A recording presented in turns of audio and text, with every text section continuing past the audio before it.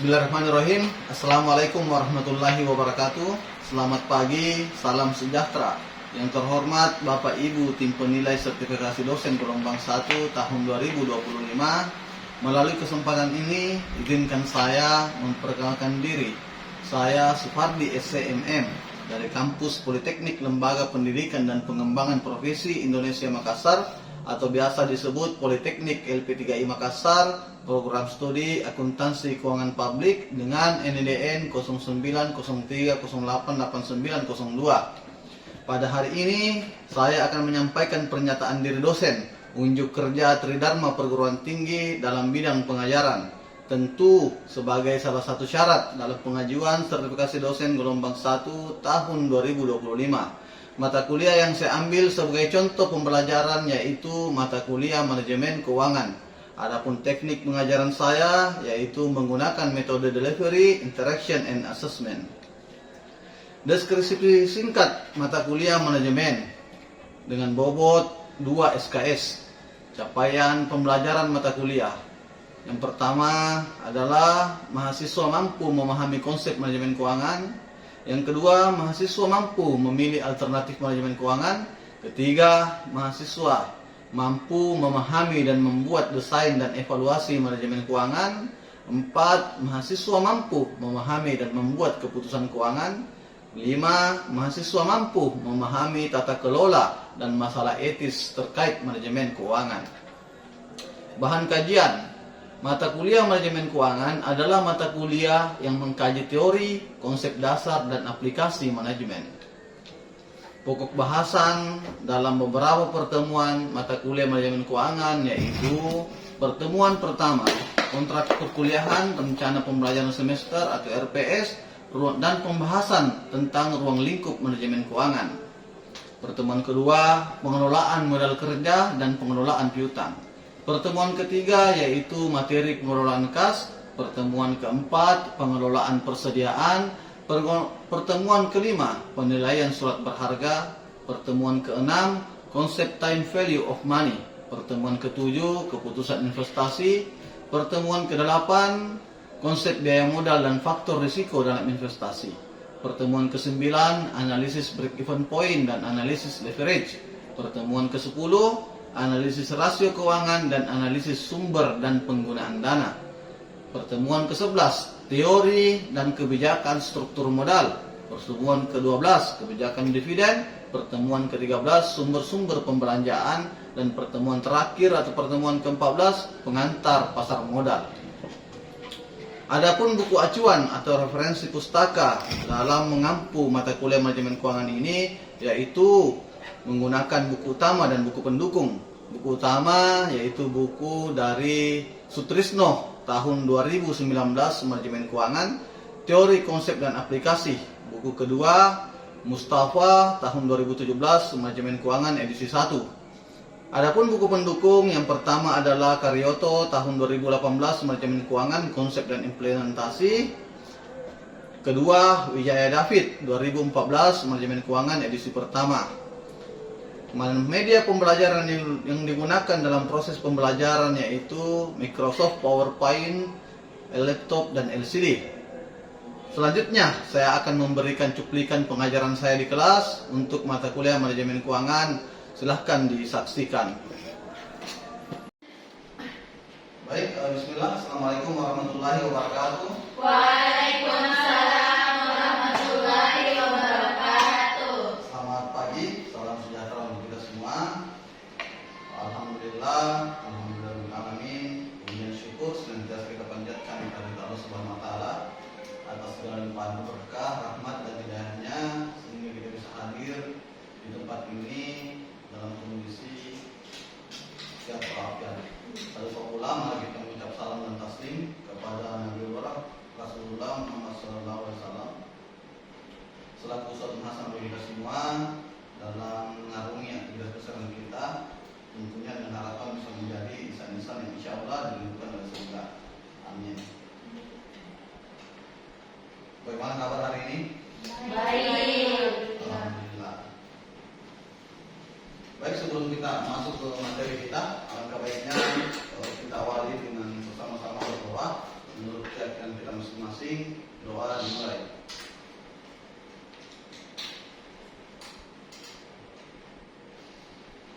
Doa selesai. Baik, silakan dilihat di depan. Ya, ada yang bisa membacakan? Ada satu orang yang bisa membaca? Saya. Ya, silakan. Siapa namanya? Risa. Rizka, ya silakan. Rizka, untuk bisa dibaca. Jika kamu tidak sanggup menahan lelahnya belajar, maka kamu harus sanggup menahan perihnya kebodohan. Jadi, jika kamu tidak sanggup menahan lelahnya belajar, maka kamu harus sanggup menahan perihnya Kebodohan. kebodohan. Ada yang bisa menafsirkan itu? Salah satu di antara tadi Rizka sudah membaca. Sekarang saya minta salah satu di antara teman-teman ini ada yang bisa menafsirkan ini. Siapa? Coba yang pakai kacamata, siapa namanya? Ayo Pak. Nah, silakan ayo coba tafsirkan kira-kira menurut ini bagaimana ini? Apa maknanya? Teruslah belajar untuk menggapai masa depan yang lebih indah. Ya, artinya teruslah belajar untuk menggapai masa depan yang indah. Artinya bahwa ya, kalau misalnya belajar itu tidak mudah, memang dibutuhkan kesabaran, ya, dibutuhkan niat yang besar, dibutuhkan motivasi yang kuat. Nah, kalau kita tidak bisa bersabar, tentu kita akan mengeluh tentang apa yang kita pelajari. Ya, banyak keluhan-keluhannya. Maka motivasi dari Imam Syafi'i ini perlu kita terapkan. Bagaimana kita bisa menahan lelahnya atau bersabar dalam belajar, yang kemudian dengan harapan bahwa kedepannya nanti kita akan menikmati kebahagiaan. Jadi itu pembuka sebagai motivasi sebelum kita masuk di materi kita pada hari ini. Baik, kita masuk ke materi kita, yaitu tentang BEP atau break even point. Ya. Jadi materi kita pada hari ini tentang BEP itu break even point merupakan materi pertemuan ke-9. Jadi hari ini itu pertemuan ke-9. Sebelumnya kan kita sudah membahas tentang konsep biaya, modal, dan faktor risiko dalam investasi.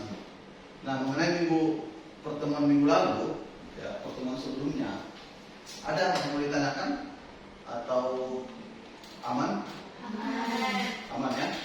Baik, selanjutnya kita masuk ke pertemuan hari ini, yaitu analisis break even point dan analisis leverage. Tapi saya rasa pada hari ini kita batasi saja dulu pertemuan kita untuk BEP atau break even point. Nah, adapun capaian pembelajaran kita pada hari ini adalah yang pertama, ya, mahasiswa kita harapkan mampu mengerti apa itu pengertian dari break even point. Yang kedua adalah mampu mengerjakan metode perhitungan break even point. Yang selanjutnya adalah mampu menjelaskan bagaimana ketika terjadi perubahan BEP. Jadi dalam grafik itu biasanya terjadi perubahan titik break even point. Nah, itu sebentar kita akan bahas. Selanjutnya adalah tentang kita masuk pada pentingnya leverage. Yang selanjutnya adalah bagaimana mengukur leverage operasi, terus leverage finansial, leverage kombinasi, dan mengukur indifferent point.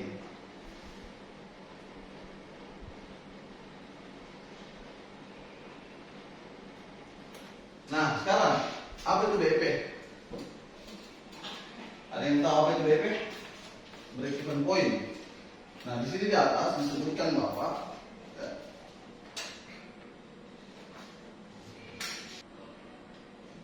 di atas disebutkan bahwa pengertian dari break even adalah analisis terhadap saling hubungan antara unsur-unsur yang membentuk laba.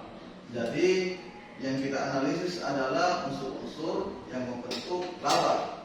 Nah, kira-kira apa-apa itu yang membentuk laba? Unsur-unsur apa? Ya, betul sekali. Siapa namanya? Eka. Ya, betul sekali saya katakan Eka. Salah satunya adalah unsur pendapatan. Ada lagi? Biaya. Jadi unsur-unsur tentang pendapatan biaya itu ketika dianalisis itu bisa dianggap sebagai analisis break-even point. Atau ada juga yang mengatakan bahwa analisis break-even point itu sebenarnya adalah kita mau menganalisis yang dimana untuk mendapatkan keadaan di mana perusahaan itu tidak memperoleh keuntungan, tidak pula memperoleh atau menderita kerugian. Atau bisa dikatakan yang dimana pendapatan sama dengan biaya. Kalau misalnya biayanya 1, pendapatannya 1, berarti 0. Ya kan? Karena untuk mencari laba atau rugi itu kan pendapatan dikurang biaya.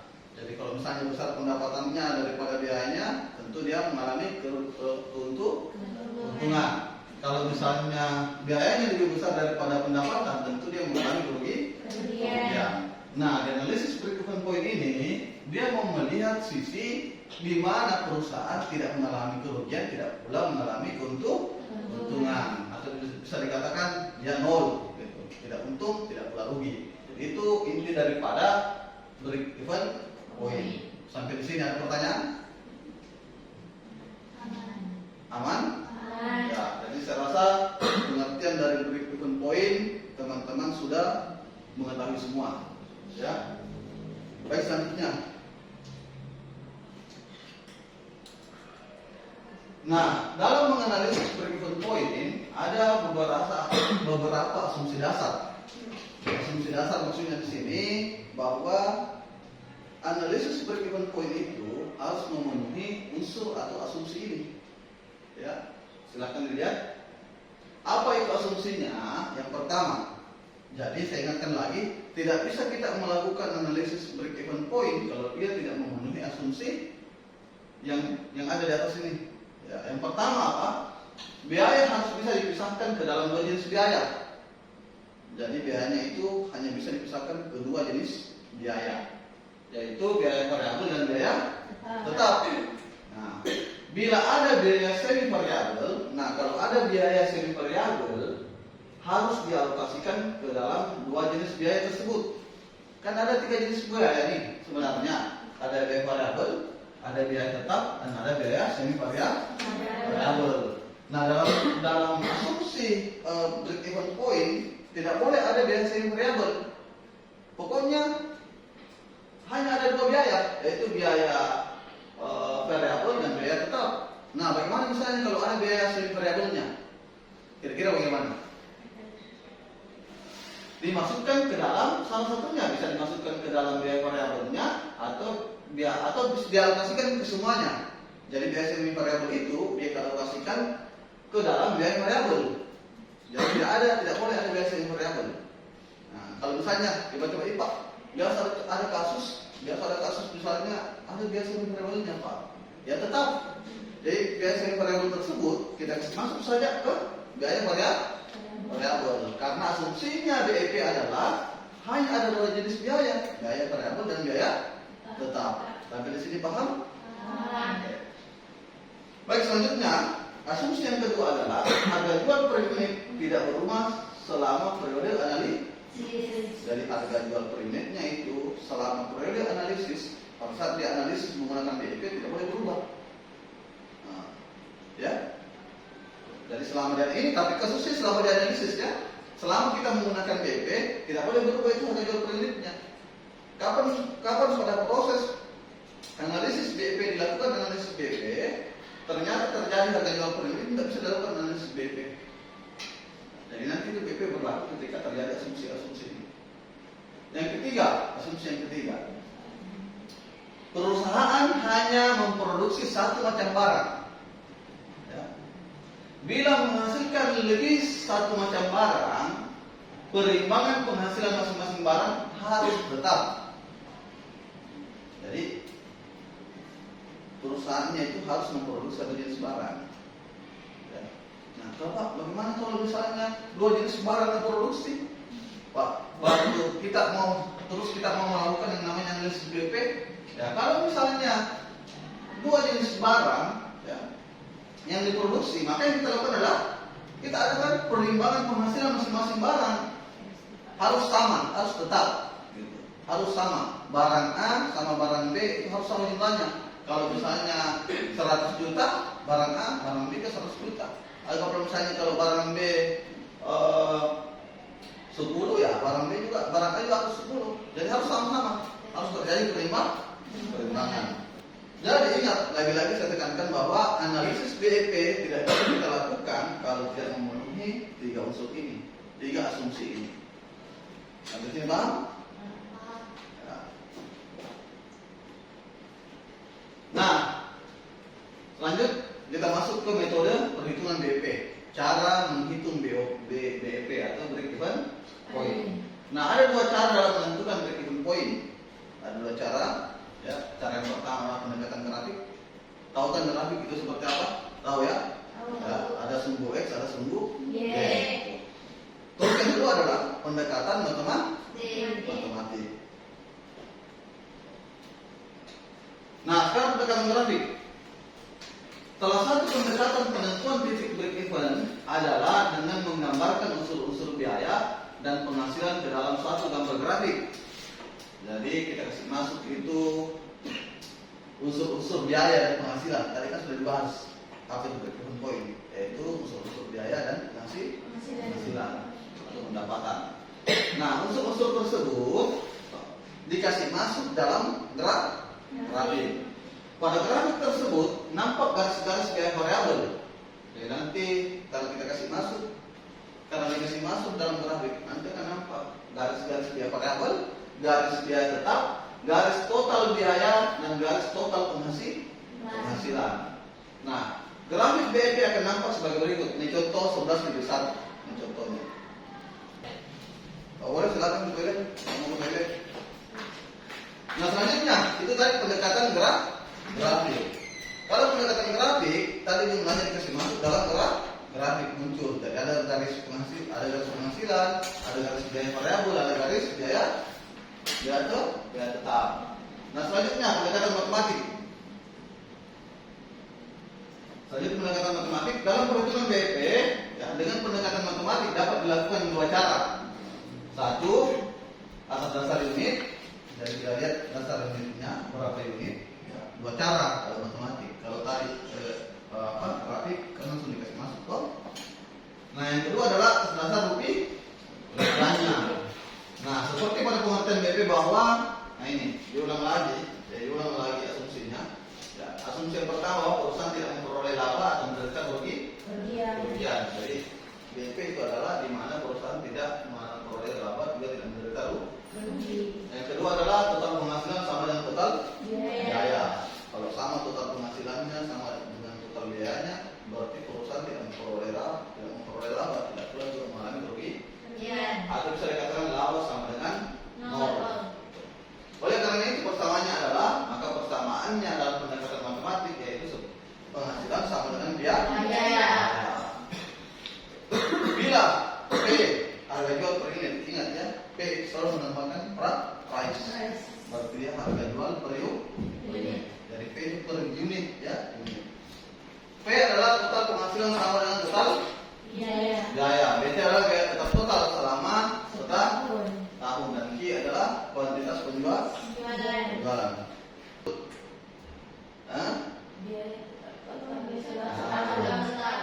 Biaya total ya. Biaya total dalam setahun. Apa itu P? Price harga jual per unit. Dikurang P apa itu P? Apa P? P itu adalah total penghasilan sama dengan total biaya. Nah, jadi rumus BEP unitnya seperti ini. Apabila diinginkan BEP dalam rupiah, maka rumusnya adalah BEP rupiah. Jadi kalau kita diinginkan BEP dalam unit, seperti ini rumusnya. Kalau dia BEP dalam rupiah, seperti ini rumusnya. Ya. Dari contoh 11/1 di atas, bila kita cari BEP-nya akan ditemukan sebagai berikut. Dan ada contohnya nih yang di grafik, ya. Price harganya per unit sebesar Rp25.000. Total biayanya total penghasilannya adalah 15.000. Biaya tetap total sebesar 300 juta. Nah, dikasih masuk dalam rumus. Nah, maka biaya per unitnya adalah 300 juta dibagi 25.000 dikurang 12.000 sama dengan 30.000 unit. Masih ingat ini apa 300 juta? Biaya tetap total. Nah, apa yang 25.000 ini? Harga. Kalau ini masih maka sama dengan 30.000 unit. Dari rumus tersebut, ya, P dikurang P sebenarnya dari dalam rumus tersebut yang di bawah ini, dari rumus ini P dikurang P sebenarnya adalah penggunaan konsep kontribusi margin per unit. Dari kontribusi margin itu selisih, ya. Kalau margin itu berbicara margin pasti kita berbicara selisih, yaitu selisih harga biaya variabel per unit, yaitu sebesar 25.000 dikurang 15.000 sama dengan 10.000. Berarti 10.000 selisihnya, ya, harga biaya variabel per unit. Apa tadi ini 25.000? Harga per unit itu. Nah, 15.000 total penghasilan. Nah, ini harga dikurangi penghasilan sama dengan 10.000. Karena besarnya biaya tetap 300 juta dan keuntungan untuk menutup biaya tetap kontribusi margin per unit, ya, 10.000. Jadi 10.000 itu keuntungan dari per unit kontribusi marginnya per unit, ya. Maka untuk menutup seluruh biaya tetap tersebut dibutuhkan penjualan 30.000 unit. Atau 300 juta dibagi 10.000 sama dengan 30.000 unit. Nah, sampai sini ada pertanyaan? Ini kata kuncinya, ya. Kata kuncinya ini. Maka untuk menutup seluruh biaya tetap tersebut dibutuhkan penjualan. Jadi kalau mau ditutupi, kalau kita mau tutupi itu kalau kita mau tutupi seluruh biaya tetap, maka kita harus mampu menjual sebanyak 30.000 unit. Itu maksudnya. Nah, selanjutnya tadi itu BEP unit. Selanjutnya adalah BEP rupiah.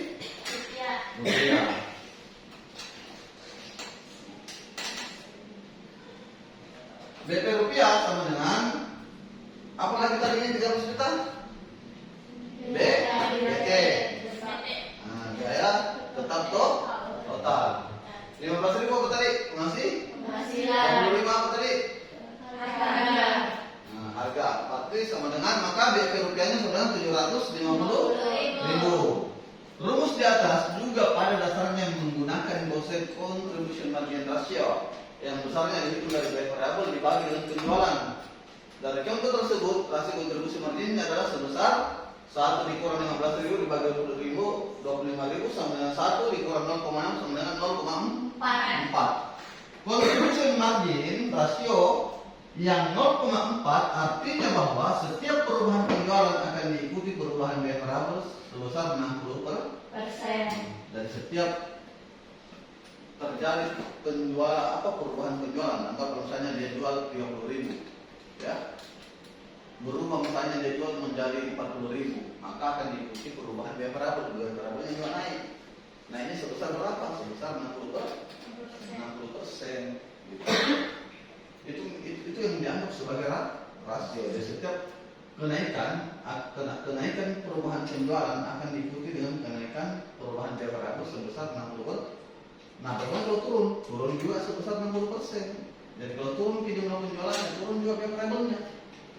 Sampai sini, Pak? Pak itu rumus itu. Ini rumus ini. Ini kan dikasih ke sini. 15.000 dibagi 25.000 0,6. 1 dikurang 0,6 sama dengan 0,4. Masih ada pertanyaan? Aman?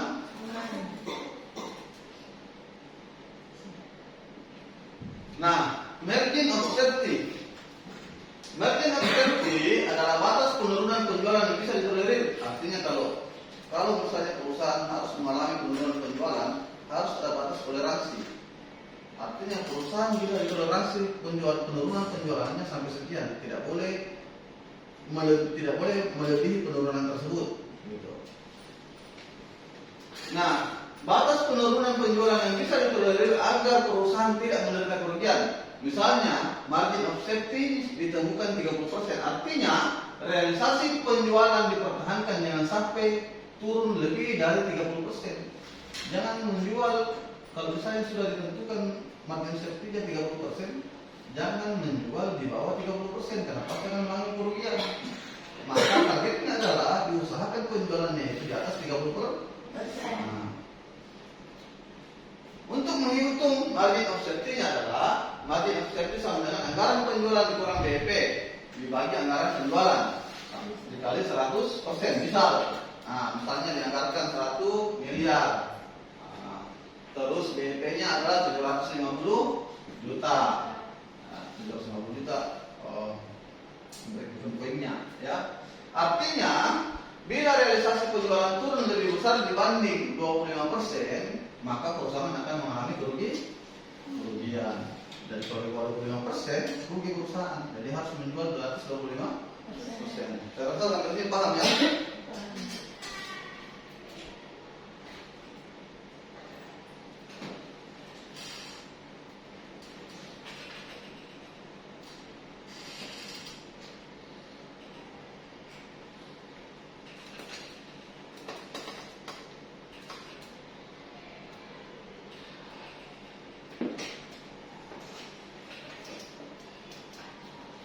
Nah, ini perubahan titik break even point. Nah, apabila asumsi dasar BEP tidak terpenuhi, maka titik BEP akan mengalami perubahan. Gitu. Misalnya, tadi kan ada asumsi dasar ini, ya, sudah dijelaskan sebelumnya. Nah, apabila asumsi dasar BEP tidak terpenuhi, maka titik BEP akan mengalami perubahan. Bisa naik, bisa turun, bisa berubah ke kanan, bisa berubah ke kiri. Nah, ada 4 perubahan. Nah, bagaimana perubahan harga jual per unit, perubahan harga variabel per unit, perubahan biaya tetap, dan perubahan komposisi sales mix. Kita masuk ke yang pertama.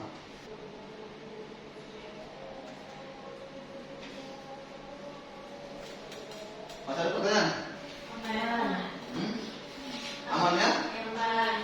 Baik, kalau sudah tidak ada lagi pertanyaan, maka saya kasih tugas. Ya. Silakan dicatat tugasnya, atau bisa sebentar saya kirim lewat WA group. Ya. Nanti saya kirimkan tugasnya.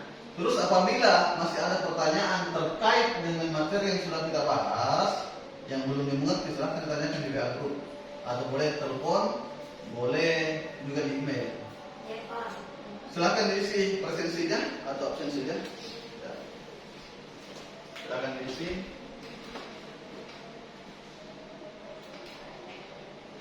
Bagaimana, selesai? Sudah? Baik, sekian pertemuan kita pada hari ini. Ya, semoga bermanfaat. Kita tutup dengan berdoa. Doa dimulai. Doa selesai. Demikian, bila taufiq wal hidayah. Wassalamualaikum warahmatullahi wabarakatuh.